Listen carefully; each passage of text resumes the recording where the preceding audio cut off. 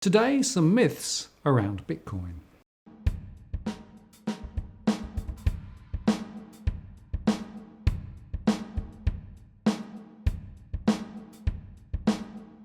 Hello again, I'm Martin North from Digital Finance Analytics. Welcome to our latest post covering finance and property news with a distinctively Australian flavour.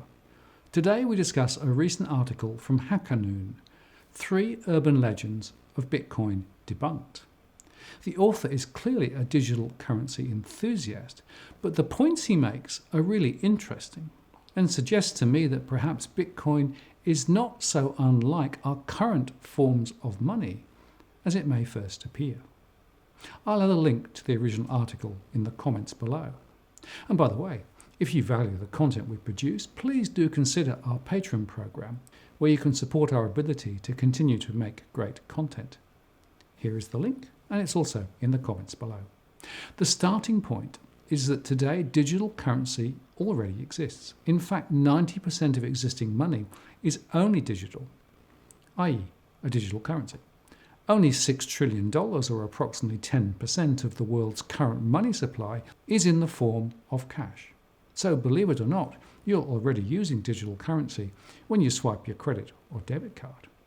Bitcoin has the potential to replace the underlying engine that powers the same transactions you make today by being more efficient and entirely trusted, ironically, by being trustless. A mum and dad coffee shop wouldn't have to pay Visa 25 cents for a $10 transaction. And wire transfers in and out of a country could happen in minutes rather than days. Creating new accounts can happen in seconds with privacy rather than days filling out paperwork and waiting for approval. However, misinformation continues to permeate conversations about cryptocurrencies. Most of these conversations are regurgitating rumours and claims, fortified by incomplete understanding of what's going on. And 3 common arguments against Bitcoin are, firstly, Bitcoin is used for illegal activities. Second, Bitcoin is not backed by anything. And thirdly, Bitcoin is unregulated. Actually, all 3 are true, but there is a deeper examination to be had for each to better understand exactly what impact it has on Bitcoin and what impact Bitcoin has on it. One of the primary arguments is that Bitcoin is used for illegal activities. There have been many studies done on this, and one of the most recently published research papers is Sex, Drugs and Bitcoin: How Much Illegal Activity is Financed Through Cryptocurrency. In this paper, which was published in January 2018, researchers argue that around $72 billion of illegal activity per year involves Bitcoin, which is close to the scale of the US and European markets for illegal drugs. Considering that the entire market cap of Bitcoin at the end of 2016 was only $14 billion, that speaks volumes, pun intended, to the amount of illegal activity conducted through the cryptocurrency. There's no doubt that Bitcoin's early use cases were for obfuscation purposes that suited the needs of the internet black market. Of course, in 2013, the FBI seized the Silk Road, the largest known black market at the time, and as a result also seized about 150,000 Bitcoins. But there has come an inflection point in the adoption and use of Bitcoin. Researchers in the paper point out that in recent years, since 2015, the proportion of Bitcoin activity associated with illegal trade has declined. While one of the supposed reasons for this transformation, argued by the research, is the emergence of alternative cryptocurrencies that are more opaque and better at concealing a user's activity, the other one is an increase in mainstream and speculative interest in Bitcoin. In other words, as more people are starting to get interested in Bitcoin, the amount of transactions used for illegal activities is declining. And the new wave of Bitcoin enthusiasts are embracing the idea of using it for different purposes, whether it is to conduct legal transactions, hold for investments, or other uses. On the other hand, on March the 24th, 2015, economist Ed Conway published an editorial, "We don't need cash, let's abolish it outright." Don't get confused, the argument for getting rid of cash is applicable only to cold, hard, physical cash. But only 10% of all money exists as cash today. The other 90% already exists as digital currency. In other words, out of the $60 trillion in global circulation, only about $6 trillion of it is in cash. And much like Bitcoin, the very nature of cash is that it is pretty much untraceable. In practice, the currency in our wallets is only the tip of the monetary iceberg. The vast majority lies beneath the surface of the economy, stashed away in mattresses and warehouses, held overseas, or circulating illegally on the black market. In the Harvard-published paper entitled Costs and Benefits to Phasing Out Paper Currency, economist Kenneth Rogoff points out that over 50% of cash in most countries is used precisely to hide transactions. The fact that paper money is anonymous is inherent in the standard monetary theory and is catalysing the use of physical currency in illicit activities as well. In 2013, nearly 78% of cash in circulation in the US were $100 bills. Only 4% of cash was $10 bills or below. When was the last time law-abiding citizens like you or I used a $100 note in a transaction? Although illegal Bitcoin transactions are diminishing with increased adoption and development in the cryptocurrency economy, it seems that cash transactions are becoming increasingly used for the same reasons. Regulators are beginning to collect intelligence on whether households and banks are stockpiling cash, stacking it away on pallets in warehouses behind lock and key. While research suggests that almost 48% of Bitcoin transactions are used in facilitating illegal activity, the same can be said about cash, where economist Kenneth Rogoff points out that over 50% of cash in most countries is used to hide transactions. With the increased adoption of Bitcoin, the percentage of illegal transactions is falling due to newfound enthusiasm for its use in other activities, such as investment. By contrast, cash is becoming more of an issue. Of course, the amount of illegal transactions occurring through Bitcoin is alarming. The idea that the percentage is diminishing with increased adoption, though, is a good sign.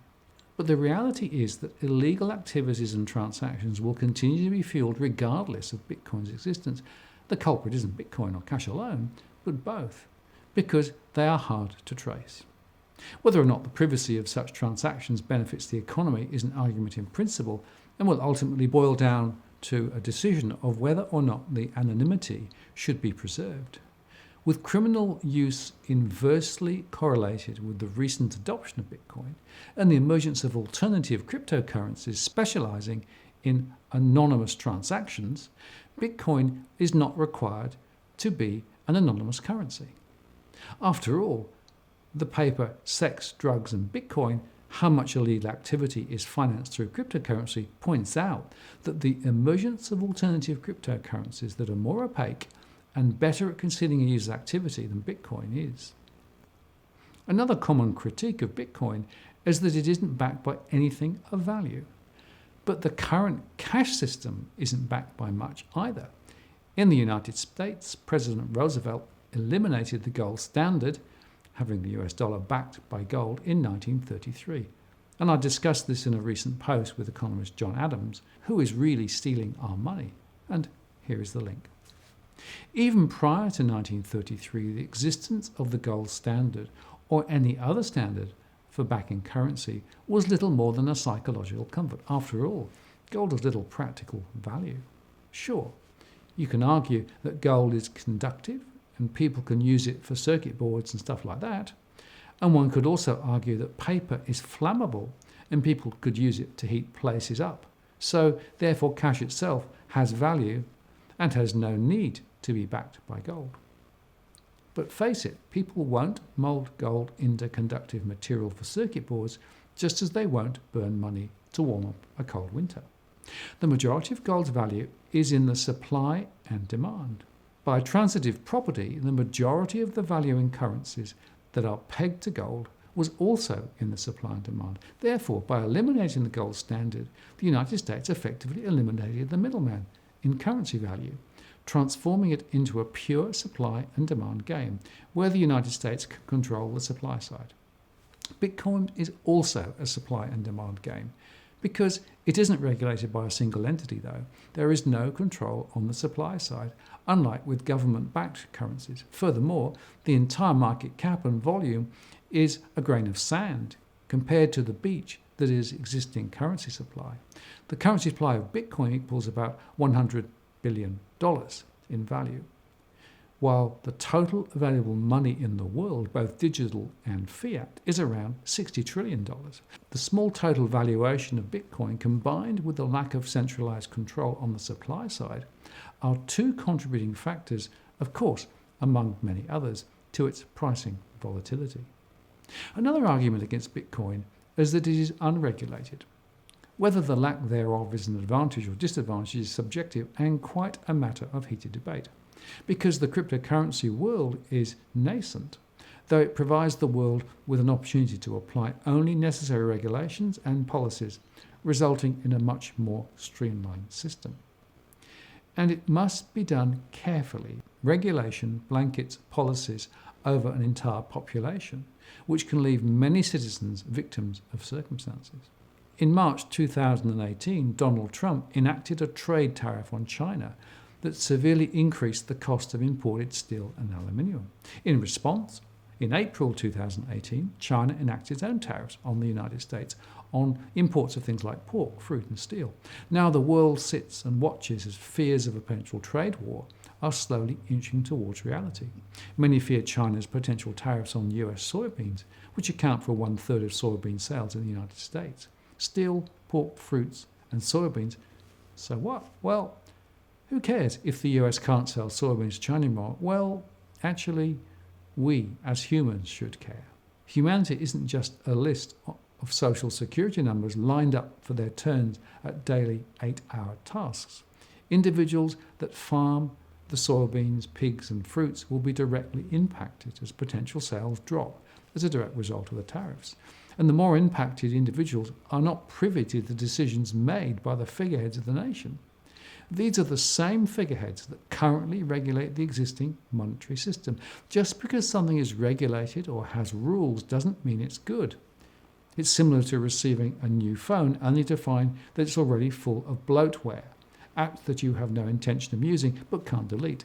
They only take up space and, worse, slow your phone down. With 90% of the world's current money supply existing as digital currency, the world is slowly phasing out paper money. Bitcoin is a digital currency, and the major difference is that it uses a decentralized methodology that is fairer than the existing system because it does not depend on trust, just logic.